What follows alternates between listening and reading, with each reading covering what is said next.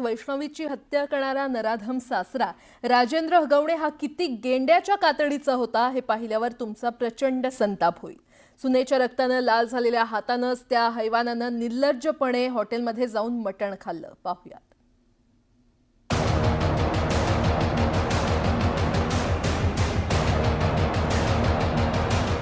हॉटेलमध्ये रस्सा ओरपून मटण खाणारा हाच तो नरपिशाच राजेंद्र हगवणे। वैष्णवीची अमानुष हत्या करून त्यात रक्ताळलेल्या हातानं हैवान हगवणेनं याच तांबडा पांढरा हॉटेलमध्ये रस्सा ओरपत मटण खाल्लं। उजळ माथ्यानं हा नराधम हॉटेलात गेला आणि बाहेरही आला। त्याच्या चेहऱ्यावर भीतीचा लवलेशही नव्हता। सुनेच्या आत्महत्येचा कोणताही पश्चाताप नराधमाला झालेला नव्हता।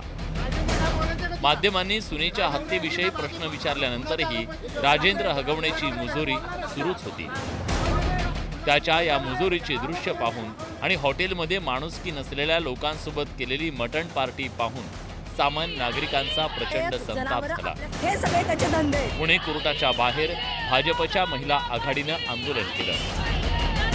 ठाकरेंच्या शिवसेनेनं पोलीस स्टेशन समोर जाऊन आक्रमक पवित्रा घेत हगवणेच्या विरोधात आंदोलन केलं। हगवणे कुटुंबाच्या प्रतिमेला जोडे मारण्यात आले। राज्यभरातील सामान्य नागरिक आणि राजकीय पक्षाच्या कार्यकर्त्यांनी हगवणेच्या विरोधात जहाल भाषेत त्यांच्या भावना व्यक्त केल्या। राजा हगवणेला आम्ही फार पूर्वीपासून जवळून ओळखतो।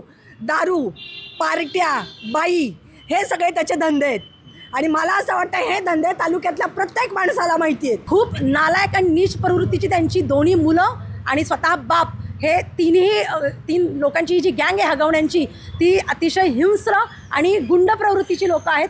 कायम ताईंनी जसं सांगितलं तसं कमरेला पिस्तॉल लावून ते फिरतात गावामध्ये। वैष्णवीच्या आत्महत्येची बातमी पाहून सगळा महाराष्ट्र हळहळला। कित्येकांच्या डोळ्यात पाणी आलं। वैष्णवीचे वडील अनिल कसपटेंच्या आक्रोशानं अनेकांच्या डोळ्यात पाणी आलं।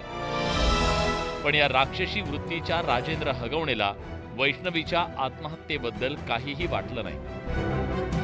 त्यामुळे या नराधम हगवणे कुटुंबाला आमच्या हातात द्या अशी मागणी नागरिक करतायत। जन्मठेपेची शिक्षा झाली पाहिजे आणि त्या पुरुष नराधमांबरोबर त्या ज्या दोन बायका आहेत त्यांनी तरी बाई माणसाची प्रतिमा जपायला हवी होती, पण त्यांनी सुद्धा त्यांना साथ दिली या सगळ्या गोष्टीमध्ये। जर एक अर्थी जर ह्यांची सून मारून टाकून हे जर तळेगाव सारख्या भागात मटणावरती ताव मारत असन आणि यांना कुठल्याही प्रकारचा माझ्या मुलीचा पश्चाताप नाही, अशा लोकांना, अशा नराधम लोकांना मोका हा एकमेव मोका अंतर्गत कायद्यातच त्यांना मोकाच लावावा ही माझी राज्य सरकारला विनंती आहे। सुनेच्या आत्महत्येला जबाबदार असलेल्या राजेंद्र हगवणेनं मटणावर ताव मारून नळ्या फोडल्या।